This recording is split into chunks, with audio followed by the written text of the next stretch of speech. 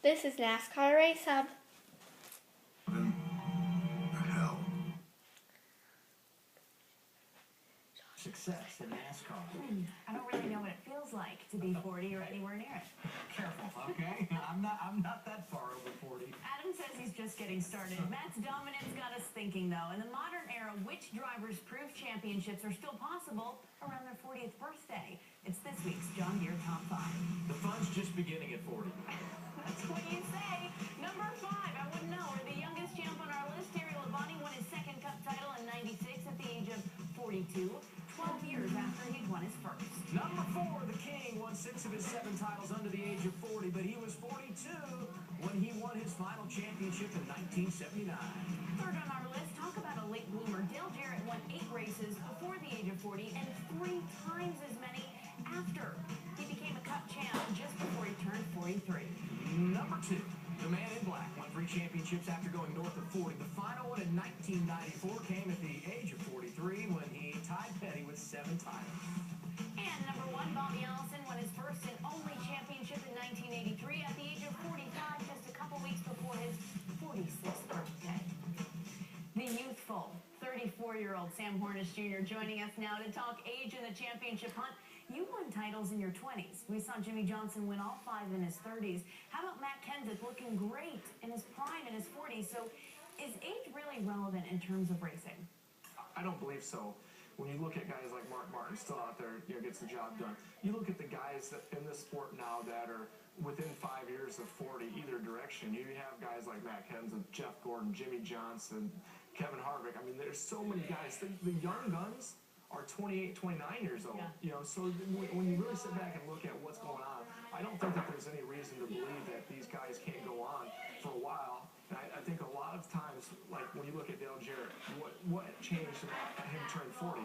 Nothing. He finally got himself with the right team and the right people around him to be able to go out there and win those races. And that's why I think that Matt's been as good as he is. He's got all the right people around him now. We're hoping the same thing happens to Adam Alexander. He's going next level and breaking down the numbers. I know nothing about being old. Another guy who is performing quite well late in his career, Peyton Manning, the 37-year-old, lit up the Oakland Raiders last night and is off to the best start of his career. A look back at Week 3 in the NFL tonight on Fox Football Daily. It happens at 6 p.m. Eastern Time only on Fox Sports 1.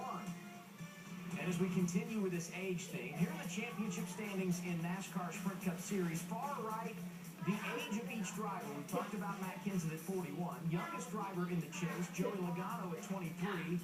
Another 20-something, Kyle Busch, who's right behind his teammate at the top. And in the 6th position, Kevin Harvick. He's 37 years of age, 2 wins this season. And with that, we welcome Matthew Harvick to NASCAR Race Hub on a Tuesday afternoon. He joins us live from the NASCAR Hall of Fame. Kevin, thanks for being with us. And if you would, 2 races into the chase, break down your team's performance. Yeah, we've had one good one and one bad one, so we're 50-50 right now. But we overcame a lot of things at Chicago and were able to get a good, solid top 5 finish. Felt like we had a good weekend. Loudon was kind of the opposite. We qualified decent and kind of struggled with our car all weekend. So we have to go to Dover this weekend and make something happen and have a good, solid weekend and hopefully come out of there with the same results or a little better than what we had in Chicago. Kevin, when you look at the top of the chase, Matt Kenseth, Kyle Busch, Jimmie Johnson have separated themselves from the rest of the field after only a couple of races. Are you surprised at all at how those guys have been able to get away so quickly? Well, I think, there's always the potential for that happening over the first 2 races. I think Matt going out and winning the first 2 races was obviously something that, their team has been capable of all year. And to go out and make it happen, especially at a racetrack where he hadn't won that in the past at Loudon, is pretty impressive. So we just have to go out and do what we do each week and try to get the best finish that we can and hopefully put ourselves in position to have a solid day and see where those guys fall week after week. Speaking of Matt Kenseth, here's a driver that spent his entire career driving for Jack Roush, made the decision in 2013 to go over to Joe Gibbs Racing, having the best time in his career. I look at your circumstance, very similar. All these years with Richard Childress Racing and now going to go drive at Stewart-Haas in 2014. What do you think when you see Kenseth relocating after all those years and having so much success? Well, I think when you look at the position that we're in, and obviously I have been at RCR for a long time. We've been fortunate to have a lot of success, but in our sport, it's a lot different than other sports. You're able to have a pretty long career, and I look at it as the halfway point in my career. So hopefully, you have that rejuvenated feel when you show up to work on the weekends and being excited about going to the shop. And I think Matt gives us a lot of inspiration with the things that he has done this year, and also the way that he handled everything last year, and going out and doing a lot of things that we've been able to do this year, and winning some races, and hopefully when we get to the end of the year we can part on mutual grounds and be friends and go on and be rejuvenated about our new job next year. Kevin, I know you're a fight guy, so I need you to get out your phone and text Elena, tell her to set the DVR, because at 5 p.m. Eastern, following NASCAR race up, it's Floyd Mayweather Jr. in for Regis on. The crowd goes wild. You don't want to miss it. Have her set the DVR, okay? I'll do that. All right, man. Hey, thanks for being with us. Enjoy your time at the Hall of Fame, and certainly best of luck over the course of the final 8 races in the chase here in 2013. All right, man. Thanks for having me. In sports, we tend to draw comparisons between different eras. For instance, in basketball, it's LeBron versus Jordan. In football, Brady versus Montana. In NASCAR, those same parallels between eras have always existed. So, who does points leader Matt Kenseth compare to?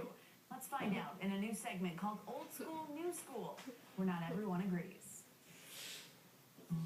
I think the hardest thing in comparing drivers from the past to drivers to today is there have been so many changes. The competition today is so much greater. The technology is totally different. They didn't have power steering, and those cars were hard to drive. Those guys were racing multiple times a week. There just aren't a lot of similarities between today's era and those of bygone days. I'm going to give it my best shot. You guys are going to go, what in the world was he thinking? It was tough. He opens the chase in 2013, going 2 for 2. We've always called him the stealth bomber, but honestly, he's more like the silver fox. It's a no-brainer that Matt Kenseth is the modern-day David Pearson. Well, the Silver Fox came through once again here today, showing him when it counted the most right at the end. I'm going with David Pearson. There's David Pearson, the front runner for the national championship. I'm not going to be original here. David Pearson. And here's why. Pearson's been playing it cool. He's kept the leaders inside and kept out of trouble. That's the secret that made him national champion.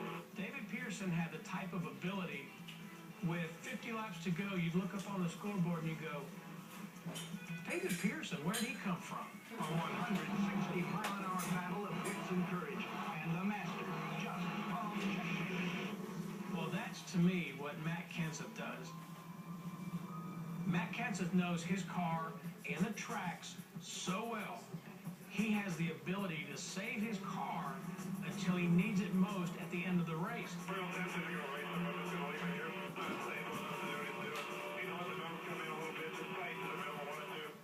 Sure enough.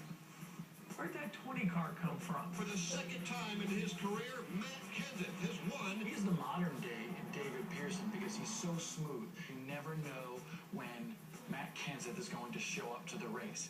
To the inside, slides up in front of Kyle. He didn't lead the most laps by any stretch of the imagination, but he's on his way to leading the only one that counts. Kenseth is a guy really before 2013 that didn't always lead a lot of laps in a race. When it came down to crunch, he had the best car. He saves it for the right time, and that's exactly what David Pearson did for so many years and winning all those races.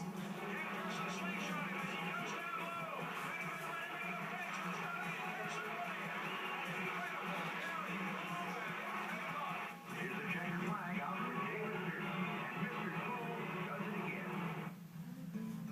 Probably a lot of people would have said, why not Matt Kenseth and David Pearson? And I can promise you, working with David Pearson, especially in practice, you would never, ever know exactly how fast he could go. But what I've seen of late with Matt Kenseth is he's out there leading laps from lap 1 to the checkered flag, and he's showing showing his hand in practice, and he's showing his hand throughout the race weekend. I really had to think long and hard about this, but I think the old school version of Matt Kenseth is Bobby Allison. Some drivers pace themselves in the early laps, but Allison is running flat out. But the biggest thing that came to mind about these two drivers is the fact that their attitude on the racetrack is very similar. You know they both will race you as hard as anybody, but I think you know that they're both pretty much going to race you clean. Bobby Allison slips through and takes first place in an unbelievable display of driving skill.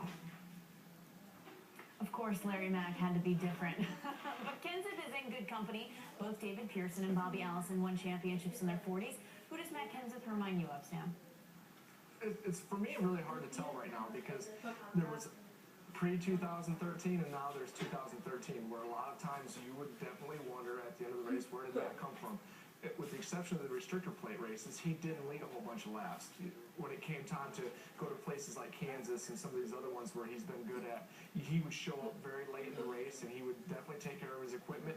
Now, he's still doing he's taking care of the equipment, but I think that his relationship with the team and Jason Radcliffe, it puts him in such a better position to be able to go through practice, qualifying, and even the first 90% of the race, show what he's capable of, and to go out there and lead laps and to be up front and keep the car out of trouble. And it's something he's always known how to do. He makes that dry wit, though, all of his own. Always a fun debate. Stay tuned for more old school, new school conversations coming up this fall, right here on the Hub, Adam.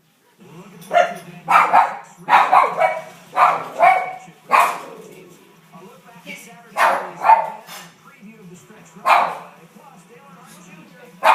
Chicago's chances are over. But are they? NASCAR's most popular drive on the Hub today.